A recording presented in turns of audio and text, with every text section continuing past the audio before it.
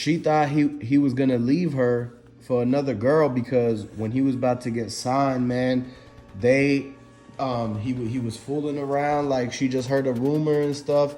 But the fact that the chain that they gave him, man, he brought that back home and showed Shorty, and she was still feeling some type of way, like jealousy and thinking, she was hearing about the other girl and this. She thought when he got signed, he was about to go with one of them groupies. But that wasn't true. That actually wasn't true. So the fact that she still went ahead and basically told everybody in the hood that he just got this big old chain, like the type of chain that he just got, you get that when you for sure sign, for sure. Like that alone is worth hundreds of thousands, man. Baguettes. And you gotta look at the fact that he from the block.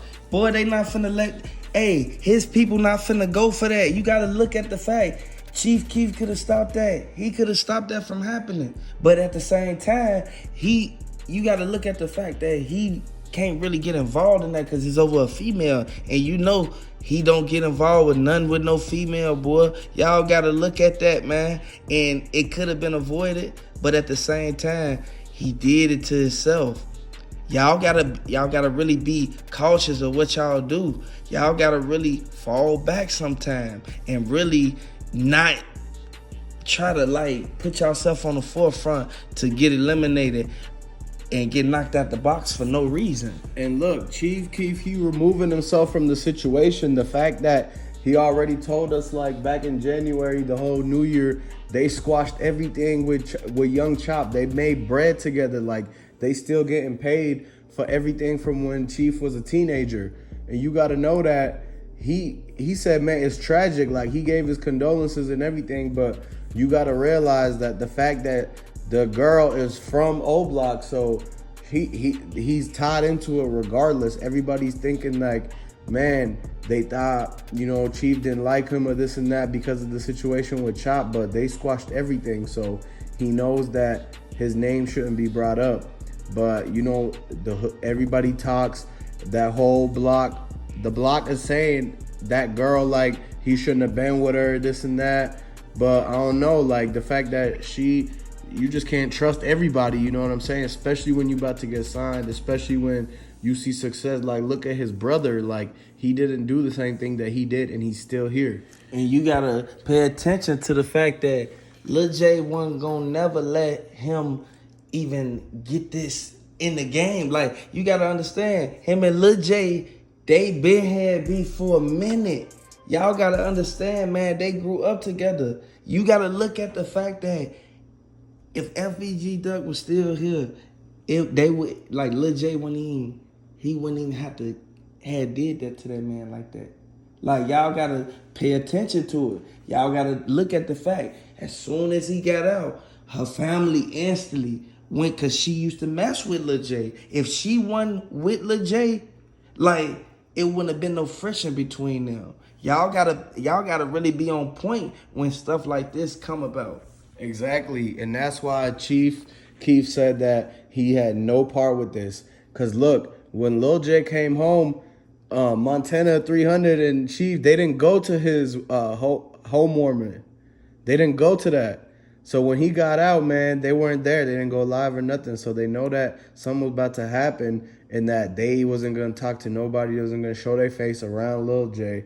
Like, he's fresh out. He still has fed. Literally, they still kind of like keeping the tabs on people that just get out. Anybody that knows anything about anything knows that when you just get out, you're not just completely carefree. You have to move a certain way where they they watching. So is this gonna catch up? We don't know. Like, they might stumble across evidence of this, evidence of that, but we're really gonna see in the end run. Was Lil J, did it come from the block for real? Was it the girl? Because when the text messages come out and they get everything off the computer and the Wi-Fi, you definitely gonna know that they gonna have all the info to figure out exactly who it was that came in there. And don't forget, they got the prints.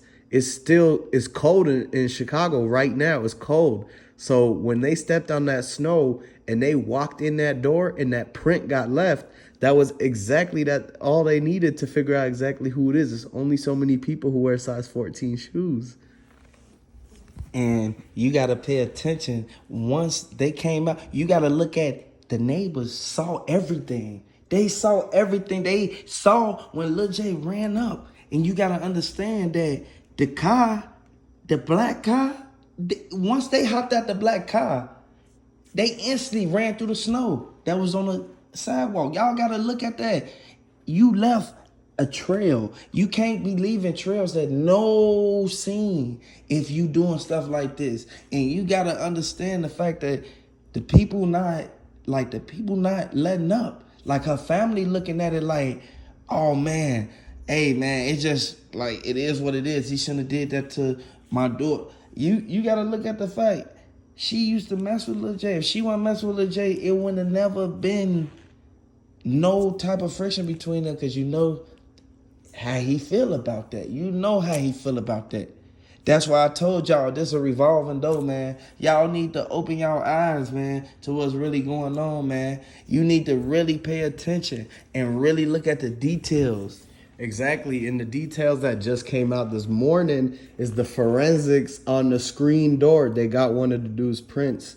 Like at the corner of the screen door, it was a little bit ripped, but they knew that it was from like a hand grabbing it, because the screen door where you usually press your thumb in, they had a lock in it, that little lock. So they literally just put their hand in through the screen and unlocked it that way. And that's when the dude wasn't wearing gloves.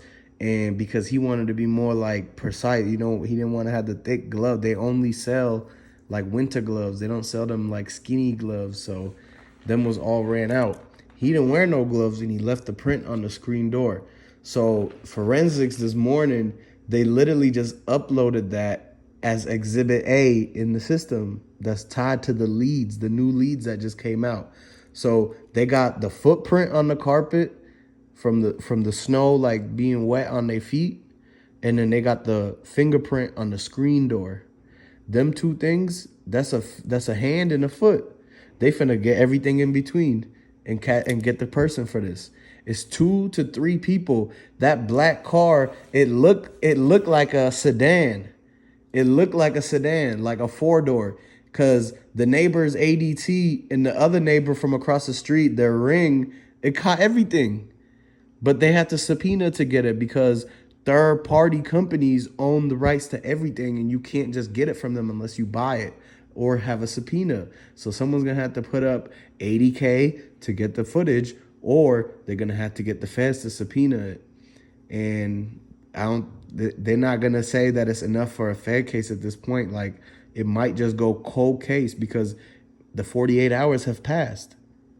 If they didn't get anything done in 48 hours, then it's basically good luck now. Like, that's really hard to try to come up with more leads if you didn't get nothing in that first 48 hours. That's why it's called First 48. But man, look, subscribe to the channel, hit the like button, man. I want y'all to comment what you think, like who you think kind of played a part, because is it a coincidence that dude is fresh out and this just happened? Like, comment down below, man. And hit that like button. If you're new to the channel, make sure you hit subscribe if you already are, man.